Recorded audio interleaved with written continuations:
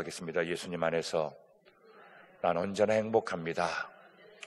예수님과 함께 기쁘고 즐겁게 삽니다. 이렇게 사는 우리 모두가 되기를 예수님의 이름으로 축원합니다.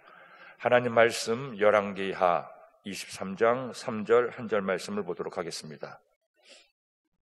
열왕기하 23장 3절 말씀을 함께 읽겠습니다. 왕이 단 위에 서서 야훼 앞에서 언약을 세우되 마음을 다하고 뜻을 다하여 야훼께 순종하고 그의 계명과 법대와 율례를 지켜 이 책에 기록된 이 언약의 말씀을 이루게 하리라 하며 백성이 다 그 언약을 따르기로 하니라. 아멘. 마지막 종교개혁, 이와 같은 제목으로 빛의 은혜를 나누고자 합니다. 여러분, 요즘 저는 영국의 저명한 역사학자인 아놀드 토미 박사의 역사의 연구라는 책을 보고 있습니다. 그는 그 책에서 영국의 역사를 살펴보니 영국의 역사는 비단 한 나라의 역사만이 아니라 유럽의 많은 나라들과 역사와 함께 연관되어서 역사가 이어져 내려왔다고 주장을 하고 있습니다. 실제로 우리가 우리나라의 역사도 보면 우리나라만의 역사로 역사가 이루어지지 않습니다. 주변 나라들과의 역사가 함께 연계해서 이루어짐을 볼 수가 있습니다. 임진왜란도 그냥 일어난 것이 아닙니다.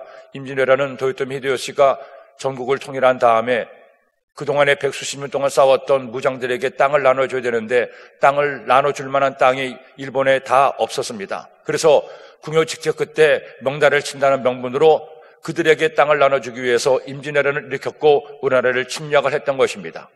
또 중국에서도 정권이 바뀌고 나라가 바뀔 때마다, 왕조가 바뀔 때마다 계속해서 침략의 악을 드러내서 우리나라를 친 것은 그 중국 내부의 사정을 우리나라로 돌려서 그들의 여러 가지 많은 쟁점과 문제들을 최소화하기 위해서 우리나라를 침략했던 경우도 많이 있다는 것이죠. 지금도 미국과 중국이 계속해서 서로 대립하고 여러 가지 많은 갈등을 야기하고 있습니다. 이것도 국내 정치와 국제 정치가 함께 연계해서 이루어지는 과정인 것을 우리는 뉴스를 통해서도 볼 수가 있습니다. 그런데 이것은 유다 나라의 역사도 마찬가지였습니다. 오늘 말씀에 보니 요시야의 종교개혁이 나타납니다. 그런데 이 요시야의 종교개혁은 그 당시 그 시대의 종교개혁만으로 끝나지 않습니다. 또 유다 나라의 이야기만으로 끝나지 않습니다. 이 유다 나라의 종교개혁이 훗날에 바벨론, 또 바벨론의 뒤를 이은 메데와 파사 왕국의 부흥에도 일조하는 역할이 굉장히 크다는 것입니다. 왜냐하면 이때 요시야가 종교개혁을 했기 때문에 이 종교개혁을 통해서 유다 나라가 완전히 멸망당하지 않고 하나님의 역사에서 사라지지 않고 다시금 이어나갈 수가 있었던 것이죠. 반면에 북이스라엘 왕국의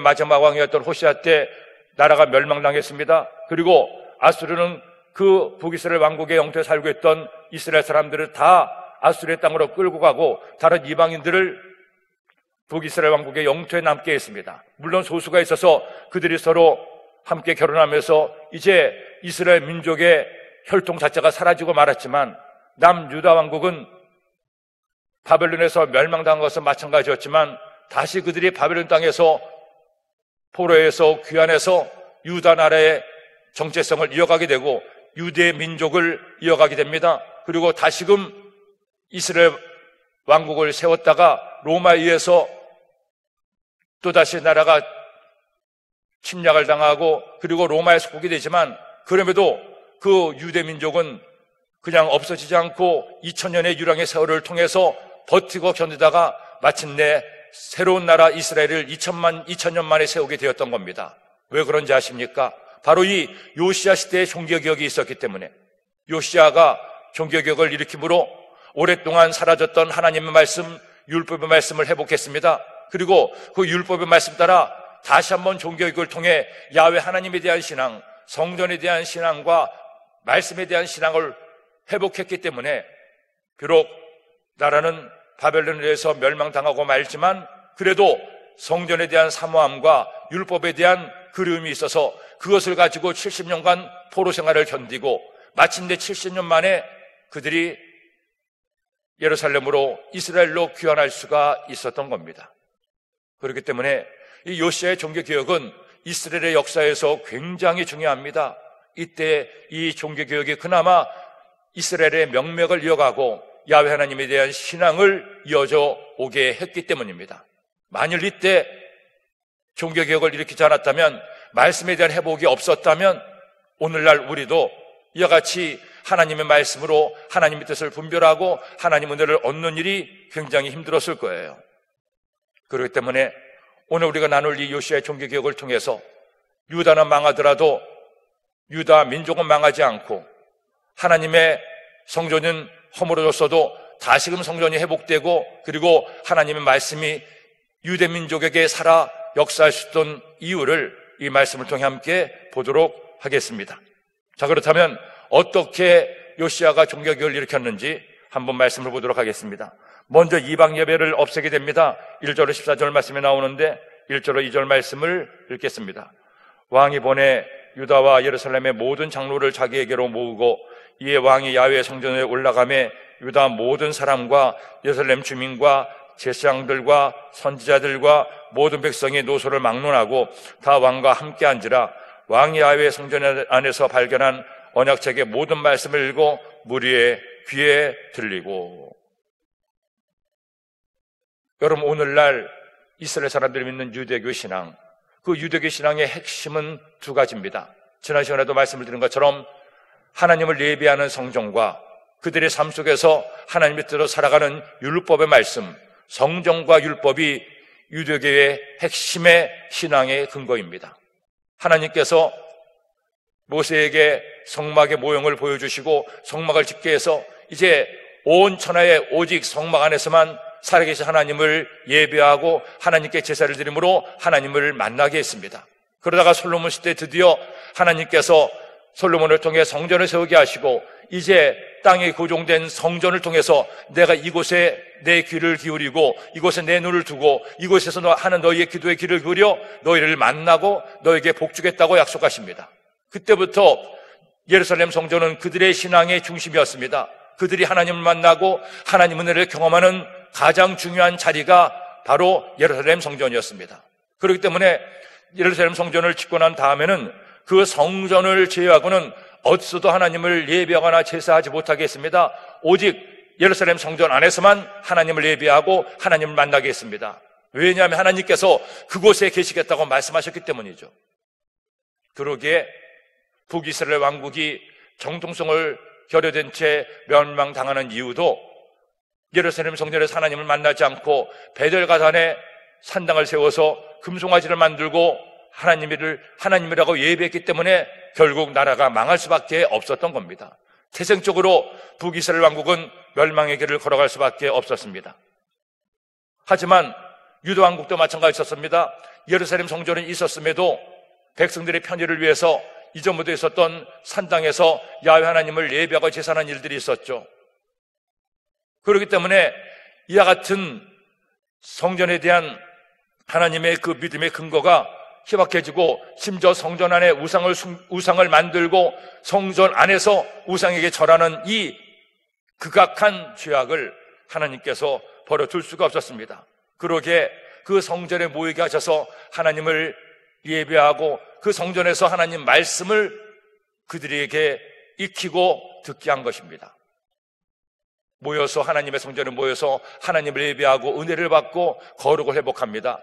그 다음에 그들이 세상 속에 들어가서 하나님의 말씀, 율법의 말씀 따라 살아갈 때 그들의 삶이 거룩해지고 이스라엘 공동체의 구원을 이룰 수가 있었는데, 이 두 가지가 다 훼손됐기 때문에 이 두 가지를 회복하기 위해서 사람들을 성전에 모으고 하나님 말씀을 읽게 한 겁니다.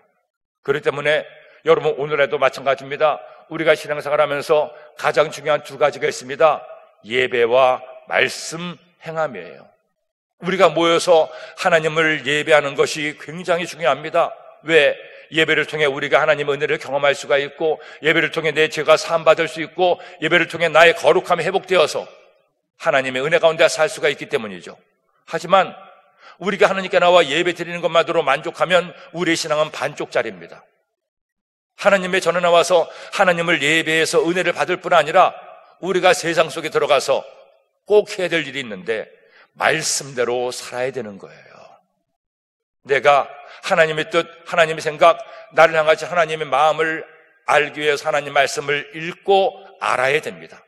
제일 먼저는 야훼 하나님의 말씀을 알아야 됩니다. 호세아 6장의 말씀에 나오는 것처럼 힘써 야훼 하나님을 알기 위해서 말씀을 더욱더 가까이 해야 됩니다.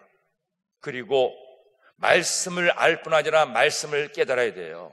말씀은 깨달으라고 주는 것이지 지식적으로 알라고 주는 것이 아니기 때문입니다. 그런데 하나님 말씀을 깨달은 것만으로 끝나서는 안 된다는 것이죠.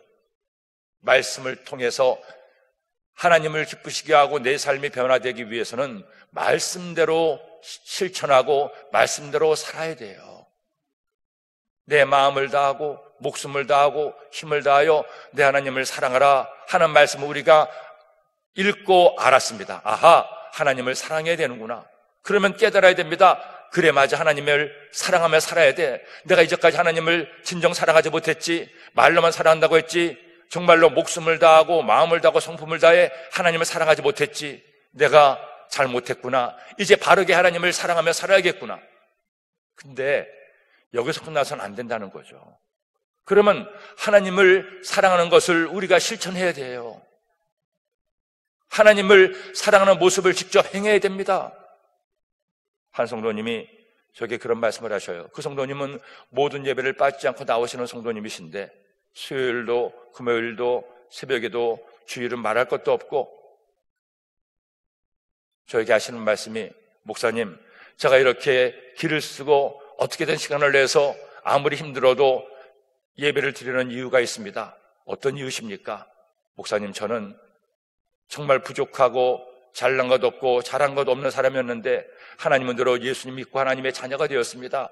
하나님의 자녀가 되었지만 제가 주님을 사랑한다는 것을 표현할 방법이 없었습니다. 노래를 잘해서 성가대를 하는 것도 아니고 제가 지식적 능력이 있어서 아이들을 가르칠 재능도 없고 돈이 많아서 돈으로 하나님께 헌신할 수도 없고 그런데 하나님께서 가장 기뻐하시는 것이 예배라는 목사님 말씀을 듣고 나서 그때부터 결심했습니다.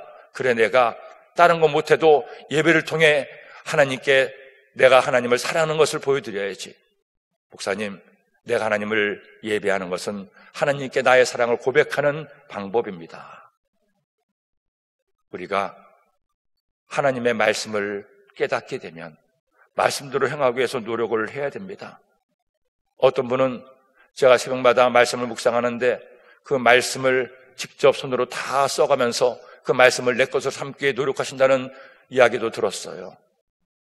우리가 어떤 일을 행하든지 하나님을 사랑하고 하나님의 말씀대로 살기 위해서 노력하고 실천할 때 하나님은 그런 우리를 보시고 얼마나 기뻐하시겠습니까? 모여서 예배하고 흩어져서 전도하고 말씀대로 사는 삶, 이것이 진정한 그리스도인의 삶일 것입니다. 자, 이와 같이 성전에 모여서 하나님의 말씀을 읽어 그들의 귀에 들리게 합니다. 이어서 3절 말씀 읽겠습니다. 왕이 단위에 서서 야훼 앞에서 언약을 세우되 마음을 다하고 뜻을 다하여 야훼께 순종하고 그의 계명과 법대와 율례를 지켜 이 책에 기록된 이 언약의 말씀을 이루게 하리라 하며 백성이 다 그 언약을 따르기로 하니라. 언약을 세우되 계명과 법대와 율례를 지켜 언약의 말씀으로 살도록 그들에게 얘기하고 백성들도 언약을 따르기로 결심하게 됩니다. 사실 이렇게 언약을 말씀대로 살기로 결심하고 또 그들이 선포하고 그대로 살았으면 좋았는데 요시야가 이런 종교개혁을 일으켜서 그는 모든 우상을 다 제거하고 하나님의 성전을 거룩하게 하고 말씀대로 살기로 스스로 약속하고 백성들과 언약을 세웠지만 느로부터의 개혁은 백성에게 모두 미치지 못합니다. 우상 숭배가 너무나 만연했기 때문에 결국 이들의 이 약속도 그냥 헛된 약속으로 끝나고 왕이 바뀌자 다시 우상 숭배가 만연하고 유다 나라는 멸망당할 수밖에 없었습니다. 하자면 적어도 이 시간만큼은, 이때만큼은 요시야가 백성들에게 언약의 말씀을 전하고 함께 언약을 지키기로 약속을 한 것이죠. 약속을 잘 지켰으면 좋았을 텐데, 그렇다면 유다 왕국의 역사가 바뀌었을 텐데 그들은 다시 한번 하나님과의 언약을 어겼기 때문에 유다 나라가 멸망을 당할 수밖에 없었습니다. 하지만 그럼에도 아까도 말씀드린 것처럼 이 당시에 이때의 종교개혁이 있었기 때문에 이스라엘이 완전히 지구상에서 사라지지 않고 유대민족이 없어지지 않고 다시금 회복할 수가 있었던 겁니다. 자, 4절 말씀을 읽겠습니다. 왕이 대제사장 hil기야와 모든 부제사장들과 문을 지킨 자들에게 명령하여 바알과 아사랴와 하늘의 1월 성신을 위하여 만든 모든 그릇들을 야훼 성전에서 내다가 예루살렘 바깥 기드론 밭에서 불사르고 그것들의 재를 배들로 가져가게 하고, 온 지구상에 오직 유일하게 있던 하나님을 예배하는 성전, 예루살렘 성전이었습니다. 그런데 이 예루살렘 성전에 우상을 숭배했던 왕들 때문에 우상의 기물이 들어오고, 심지어 왕이 우상을 만들어서 성전 뜰에 모시고 거기에 예배를 드리고 하늘의 1월 성신들을 섬기는 예배 처소를 만들고, 이런 말도 안 되는 일들이 예루살렘 안에서 이어지게 되었던 거죠. 이것들을 다 불사르고 재를 배들로 가져가서 버리게 합니다. 이어서 우상 숭배자들을 폐합니다. 5절 말씀, 옛적에 유다 왕들이 세워서 유다 모든 성읍과 예루살렘 주위의 산당들에서 분향하며 하나님 우상을 숨기게 한 제사장들을 폐하며 또 바알과 해와 달과 별대와 하늘의 모든 별들에게 분향하는 자들을 폐하고. 저는 이 요시아의 종교개혁을 보면서 갈 때까지 다 갔구나. 어떻게 유다 나라에서 하나님의 거룩한 성전이 있는 예루살렘 성에서 심지어 그 성전 안에다 우상을 만들어 우상에게 절하고 온갖 악한 일을 했는지, 거기에 편승해서 우상을 숭배하는 제사장들, 해와 달과 별대와 별들에게 분향하는 모든 자들을 폐했다고 말씀하고 있습니다. 이런 우상 숭배자들이 백성들의 영혼을 오염시키고 하나님을 떠나가게 했던 것이죠. 6절 말씀 보겠습니다. 또 야훼 성전에서 아세라상을 내다가 예루살렘 바깥 기드론 시내로 가져다 거기에서 불사르고 빻아서 가루를 만들어 그 가루를 평년의 묘지에 뿌리고, 성전 안에 아세라 목상이 있었습니다. 그것을 불사르고 빻아서 묘지에 뿌렸다는 것은 가장 하나님께서 그들을 멸하시기 위해서 사람들이 죽어있는 묘지에 뿌릴 만큼 그렇게 우상을 제거했음을 보여주는 예라고 할 수가 있습니다. 또한 7절 말씀을 보겠습니다. 또 야훼 성전 가운데 남창을 집을 헐었으니 그것은 여인이 아세라를 위하여 휘장을 짜는 처소였더라. 남창의 집을 헐었으니, 여인들이 아세라를 위하고 아세라를 위해서 휘장을 딴다고 모였던 처소에 남자 창기들이 있었습니다. 그래서 그 유다의 여인들이, 이스라엘의 여인들이 세상에 그 아세라를 섬기는 신전에 들어가서 남자 창기들과 관계를 맺는 거예요. 이 성적인 타락과 부패가 유다 나라처럼 만연했음을 보여주고 있습니다. 역사적으로 보면 이런 성적인 문란과 타락은 결국 그 나라와 민족의 멸망으로 이어지는 경우를 많이 보게 됩니다. 그리스 도시 국가들도 한때 민주주의 정치를 통해서 그 나라가 큰 힘을 발휘하고 지중해 패권을 가지고 있었습니다. 심지어 알렉산더 대왕 때에는 그리스를 정복한 알렉산더 대왕이 페르시아를 정복하고 인도까지 진출하기도 했습니다. 그런 그리스가 결국 멸망당하게 된 중요한 이유 중 하나가 그리스의 동성애가 만연했기 때문입니다. 여러분이 성적 타락을 가만히 보면 가장 먼저는 남자들이 성적으로 타락합니다. 그래서 남자들이 매춘을 하고 그리고 그렇게 성적인 욕구를 채우려고 합니다. 그러다가 이어서 나는 것이 여자들의 성적 타락입니다. 남자들이 성적으로 타락하면 이것이 계속되다 보면 여자들도 성적으로 타락하게 되어 있습니다. 그래서 로마 시대 같은 경우에도 얼마나 이런 여성들의 성적 타락이 심했든지 남자 노예는 그 여자 주인의 성놀이개가 되기도 했고, 심지어는 이 성적 타락이 그 로마 여인들에게도 만연해서 로마 황실에도 이런 성적 타락이 있었음을 역사는 보여주고 있습니다. 그런데 그 성적 타락의 끝에 동성애가 있어요. 각각의 이성으로 만족하지 못했을 때 결국 동성애를 통해서 성적 쾌락을 구하는 것. 그래서 우리가 이처럼 동성애에 대해서 반대하고 위하여 기도하는 이유도 다른 것이 아닙니다. 이 성적 타락은 하나님께서 미워하시는 것이고 하나님께서 만드신 가정을 깨트리는 것이고 하나님의 뜻에 합당하지가 않기 때문입니다. 그런 일들이 이 유다 나라 안에도 공공연하게 이어지고 있었다는 것이죠. 오늘날 우리 한국 사회도 이처럼 성적 타락의 끝을 향해 달라고 있는 모습을 볼 때 너무나 안타까워요. 우리 그리스도인들이라도 다시금 거룩을 회복하고 하나님의 의를 이루기 위해서 노력해야 될 이유가 여기 있다는 것입니다. 자, 이렇게 남창의 집을 헐고 난 다음에 요시아가 또 중요한 한 가지를 행합니다. 8절로 9절 말씀. 또 유다 각 성읍에서 모든 제사장들을 불러오고 또 제사장이 분향하던 산당을 게바에서부터 브엘세바까지 더럽게 하고 또 성문의 산당들을 헐어버렸으니 이 산당들은 그 성읍의 지도자 여호수아의 대문 어기 곧 성문 왼쪽에 있었더라. 산당들의 제사장들은 예루살렘 야훼 제단에 올라가지 못하고 다만 그의 형제 중에서 무교병을 먹을 뿐이었더라. 유다 나라에 산당들이 있었죠. 솔로몬 성전이 세워지기 전에 백성들이 성막까지 오는 것이 어려우니까 편의를 위해서 기본에도 산당이 있었고 곳곳에 야훼 하나님을 제사하는 산당이 있었습니다. 원래는 성막에 와서 제사를 드려야 됐는데 그 당시에 여러 가지 불편한 교통 여건 때문에 그렇게 산당에서 하나님을 제사했습니다. 하지만 예루살렘 성전이 세워진 다음에는 오직 성전 안에서만 하나님을 예배하겠는데 그 관습이 사라지지 않고 계속 산당에서 예배를 드리는 관례가 있었던 겁니다. 이것을 제거한 사람은 유일하게 두 명의 왕입니다. 히스기야와 요시야.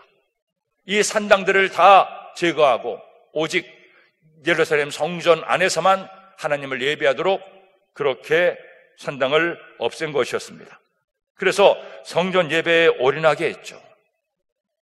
그나마 이때 이처럼 성전을 회복하고 성전에서 하나님을 예배하게 하려고 했기 때문에 훗날에 BC 606년에 처음 바벨론의 침략을 당해 포로로 끌려가고 그 다음 BC 586년에 세 번째 바벨론의 침략으로 예루살렘 성이 무너지고 예루살렘 성전은 불타 역사 속에서 사라지게 됩니다. 하지만 70년 후에 다시금 돌아와서 유다 백성들이 가장 먼저 한 일은 요시아가 종교개혁을 통해서 회복시킨 성전을 먼저 건축하는 일이었어요. 그들이 집을 짓기 전에 먼저 하나님의 성전을 건축합니다. 그래서 스룹바벨을 위시해서 수많은 유다 백성들이 제일 먼저 하나님의 성전, 두 번째 성전을 건립하게 됩니다. 그런데 이 두 번째 성전을 건립하고 나서 노인들이 눈물 흘렸다고 얘기합니다. 왜냐하면 그들이 보았던 첫 번째 성전, 솔로몬 성전에 비해서는 비할 바 없이 초라했던 두 번째 성전이었기 때문이죠. 그런데 이 두 번째 성전도 결국 그리스와 로마의 침략에 의해서 또 부서지고 무너지게 됩니다. 그래서 예수님 당시 헤롯 대왕이 지었던 세 번째 성전이 예루살렘 예수님이 계셨을 때 있었던 세 번째 헤롯 성전이었습니다.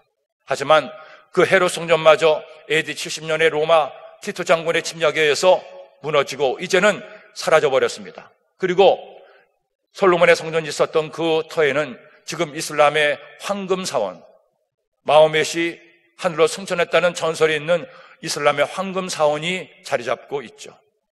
지금도 이스라엘 사람들은 그 황금사원을 허물고 거기에 그들의 역사 속에 사라진 성전을 건축하고자 기도하고 계속해서 상황을 보고 있다고 합니다. 이야기에 따르면 그 성전을 지을 만한 모든 준비는 다 갖추고 물질도 다 준비하고 있는데 아직 그것을 짓지 못하는 것은 그 이슬람 사원을 허물게 되면 그야말로 다시 한번 또 한 번의 세계 전쟁이 일어나기 때문에 그것을 허물지 못하고 성전을 짓지 못한다고 그렇게들 얘기하고 있습니다. 그렇다면 여러분, 정말로 그 이슬람의 황금사원을 허물고 거기에 솔로몬의 성전을 세워야 됩니까? 요시아가 종교개혁을 일으킨 것처럼 우리도 그곳에서 하나님을 예배하고 이와 같은 이전에 모여서 하나님을 예배하는 것이 아니라 그곳에 가서 하나님을 예배해야 됩니까? 그렇지가 않죠. 이제는 더 이상 예루살렘 성전이 세워지고 그곳에서 하나님을 예배하는 시대가 아닙니다. 왜? 예수님께서 이 땅에 직접 오셨고 하나님이 직접 우리에게 임하셨기 때문이에요. 그렇기 때문에 예수님께서 사마리아 수가성에서 여인을 만났을 때 그 여인에게 하신 말씀이 나오죠. 요한복음 4장 20절로 21절 말씀이 나오는데 함께 읽겠습니다. 우리 조상들은 이 산에서 예배하였는데 당신들의 말은 예배할 곳이 예루살렘에 있다 하더이다. 예수께서 이르시되 여자야 내 말을 믿으라. 이 산에서도 말고 예루살렘에서도 말고 너희가 아버지께 예배할 때가 이르리라. 그 당시에 그 많은 이스라엘과 유다의 갈등의 원인 중에 하나가 성전에서 하나님을 예배하는데 그렇지 않았기 때문임을 여인도 알고 예수님도 알고 이처럼 이야기를 나누는 거예요. 그때 예수님께서 아니다. 여기도 아니고 저기도 아니고 어디서도 하나님을 예배할 때가 온다. 왜? 예수님께서 우리의 모든 죄를 담당하시고 십자가에 죽으십니다. 그리고 죽음을 이기시고 부활하심으로 그를 믿는 자마다 멸망하지 않고 영생을 얻게 하시고 그렇게 예수님을 나의 주로 믿을 때 내 안에 성령님이 오시는 거예요. 왜 예루살렘 성전이 하나님의 전인지 아십니까? 그곳에 하나님께서 거하셨기 때문에, 하나님께서 그곳에 임하셨기 때문에. 그런데 이제는 하나님의 성령께서 모든 믿는 자에게 임하셔서 우리가 거룩한 성전이 된 겁니다. 고린도전서 3장 16절은 이처럼 말씀하죠. 함께 읽겠습니다. 너희는 너희가 하나님의 성전인 것과 하나님의 성령이 너희 안에 계시는 것을 알지 못하느냐. 사실은요, 우리가 하나님의 성전이에요. 내 영혼이 하나님이 거하신 하나님의 성전입니다. 이제 우리는 교회에서만 하나님을 만나는 것이 아닙니다. 교회에서만 하나님을 예배하시는 것이 아닙니다. 초막이나 궁궐이나 빈들이나 그 어디든 내가 하나님을 예배하고 하나님을 찬양하고 하나님을 생각하고 하나님께 기도하면 그것이 우리의 성전이 되는 겁니다. 실제로 초대교회 당시 우리는 예루살렘 교회, 안디옥 교회, 에베소 교회 얘기하는데 그때 예루살렘 교회나 안디옥 교회나 에베소 교회가 우리와 같은 이와 같은 성전이 있었던 것이 아닙니다. 성전이 없었어요. 성전을 있을 수가 없습니다. 왜? 모여서 예배 드렸다 하면 붙잡혀서 감옥에 가는데. 예루살렘 교회는 어떤 교회느냐? 예루살렘에서 예수님을 나의 구주로 믿은 성도들의 모임이 예루살렘 교회였습니다. 그러다가 AD 313년에 콘스탄티누스 대제에 의해서 기독교가 공인되고 나서 비로소 눈에 보이는 성전들이 세워지기 시작한 것이고, 우리도 이곳에처럼 하나님을 지난 30수년 동안 예배하고 이제 하나님의 뜻 가운데 성전을 이전하게 된 겁니다. 그러므로 여러분, 중요한 것이 있습니다. 내가 성전이에요. 내가 하나님을 온전히 예배해야 됩니다. 그렇기 때문에 내가 하나님의 거룩한 성전임을 기억하고 우리의 삶이 더 거룩해지고 더 의롭게 되어야 되는 것이죠. 젊은 시절에 토마스 아켄피스의 그리스도를 본받아라는 책을 보고 큰 감동을 받았습니다. 20대 초반의 어린 나이에 한참 신앙의 열정과 순수함이 타오르던 그 시기에 그 말씀을 보면서 그래, 나도 이렇게 살아야지, 이런 주의 종이 돼야지. 그 책을 한 장 한 장, 한 문장 한 문장을 보면서 나도 주님을 본받아서 주님처럼 생각하고 주님처럼 말하고 주님처럼 행동해야지, 그렇게 또 생각하고 또 결심하고 하나님께 기도했던 기억이 납니다. 여러분, 시간이 되시면 꼭 한번 이 토마스 아퀴페스의 그리스도를 본받으라는 책을 보십시오. 어거스틴의 참회록과 함께 기독교인이라면 꼭 봐야 될 가장 중요한 책 가운데 하나입니다. 그냥 교회 다니고 예수 믿고 예배드리고 복받고 거기서 끝나는 것이 아니라 진정한 그리스도인이라면 어떻게 내가 주님을 닮아가야 될지, 주님을 본받아야 될지. 그래서 우리가 하나님의 거룩한 성전임을 깨닫는 여러분 되기를 예수님의 이름으로 축원합니다. 그리고 몰록에게 자녀를 드리는 것을 금하죠. 10절 말씀, 왕이 또 흰놈의 아들 골짜기에 도벳을 더럽게 하여 어떤 사람도 몰록에게 드리기 위하여 자기의 자녀를 불로 지나가지 못하게 하고 인신공양을 금지합니다. 이어서 태양신을 섬기는 것을 제거합니다. 11절, 또 유다 여러 왕이 태양을 위하여 드린 말들을 제하여 버렸으니 이 말들은 야훼 성전으로 들어가는 곳의 근처 넷이 나단-말렉의 집 곁에 있던 것이며, 또 태양 수레를 불사르고 하다 이제 일월 성신마저 이처럼 섬겼던 그들을 제거하게 됩니다. 12절 말씀, 유다 여러 왕이 아스의 다락 지붕에 세운 제단들과 므낫세가 야훼 성전 두 마당에 세운 제단들을 왕이 다 헐고 거기서 빻아내려서 그것들의 가루를 기드론 시내에 쏟아버리고, 여러 왕들이 쌓아두었던 제단들과 우상의 제단들을 다 허물었다고 말하고 있죠. 또 드디어 솔로몬 때 세운 우상의 산당을 없앱니다. 13절 14절 말씀, 또 예루살렘 앞 멸망의 산 오른쪽에 세운 산당들을 왕이 더럽게 하였으니 이는 옛적에 이스라엘 왕 솔로몬이 시돈 사람의 가증한 아스타롯과 모압 사람의 가증한 그모스와 암몬 자손의 가증한 밀곰이어야 세웠던 것이며, 왕이 또 속성들을 깨뜨리며 아사라 목상들을 찍고 사람의 해골로 그곳을 채웠더라. 유다 나라가 우상을 숭배하게 된 시작인 솔로몬 시대, 그가 이 혼인 정책으로 많은 여인들을 데려왔을 때 여인들이 가져왔던 우상을 이때 비로소 다 제거하게 된 겁니다. 심지어는 15절 20절 말씀에 보면 북이스라엘의 우상들도 제거합니다. 15절 말씀, 또한 이스라엘에게 범죄하게 한 느밧의 아들 여로보암이 베들에 세운 제단과 산당을 왕이 열고 또 그 산당을 불사르고 빻아서 가루를 만들며 또 아세라 목상을 불살랐더라.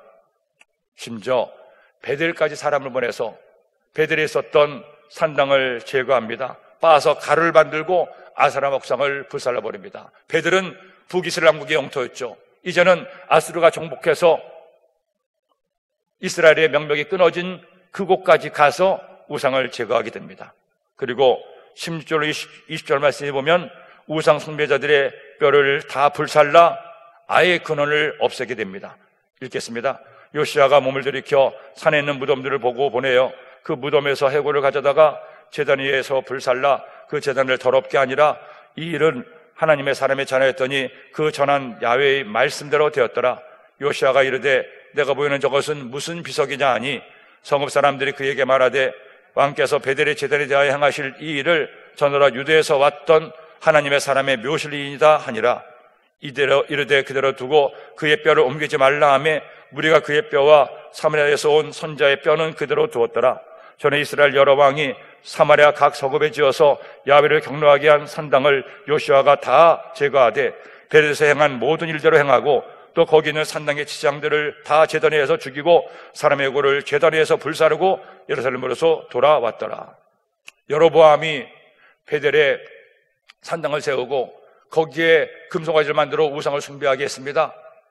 그때 한 선지자가 유다에서 와서 요시아라 이름하는 왕이 이 산당을 제거하고 이 산당에서 제사드렸던 제사장들을 다 멸할 것을 예언했어요.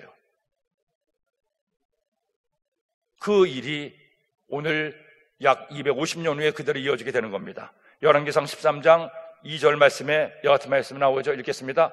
하나님의 사람이 제단을 향하여 야훼의 말씀으로 외쳐 이르되 제단아 제단아 야훼께서 이와 같이 말씀하시를 다윗의 집에 요시아라 이름하는 아들을 낳으리니, 다윗의 집에서 요시아라는 이름하는 아들이 나와서 이 산당을 불태워 없애고 이 산당에서 제사하던 제사장들의 뼈까지 다 재로 만들어 버릴 것임을 예언했는데 그 예언이 요시아 왕 때 그대로 이루어지게 되었던 것이죠. 하나님의 말씀은 1.1획도 변함이 없고 그대로 응하임을 보여주는 예라고 할 수가 있을 것입니다. 그러므로 여러분, 우리가 이 요시아의 종교 개혁을 보면서 두 가지를 꼭 기억해야 됩니다. 하나님께 나와 하나님을 온전히 예배하는 예배자가 되고 세상 속에 들어가서 하나님의 말씀을 삼가 지켜 행하는 삶을 살게 될 때 그런 사람에게 하나님의 은혜가 임하게 됩니다. 우리가 성경 여행을 떠난 지 오늘로 97일째가 되고 이제 100일간의 성경 여행이 3일 남습니다. 계속해서 우리가 하나님 말씀을 함께 묵상함으로 이제는 하나님 말씀을 듣고만 끝나는 것이 아니라 여러분 말씀을 직접 읽고 묵상하고 깨닫고 실천함으로 말씀이 여러분들의 삶이 되기를 예수님의 이름으로 축원합니다. 기도드립니다. 하나님 아버지 고맙습니다. 오늘도 저들에게 주의 말씀을 주시니 이 말씀 마음에 꼭 새겨서 저희가 하나님을 예배하는 참 예배자가 되게 하시고 하나님 말씀대로 살아가는 의로운 삶을 사는 저희 모두가 되게 하여 주옵소서. 오늘도 귀한 힘을 드는 속길들마다 주님께서 갚아주시고 예물에 담긴 마음의 소원도 응답하여 주옵소서. 기도할 때 저희들의 기도를 들으시고 이곳 사는 저희들의 간구의 응답권을 허락하여 주옵소서. 예수님의 이름으로 기도드립니다. 아멘.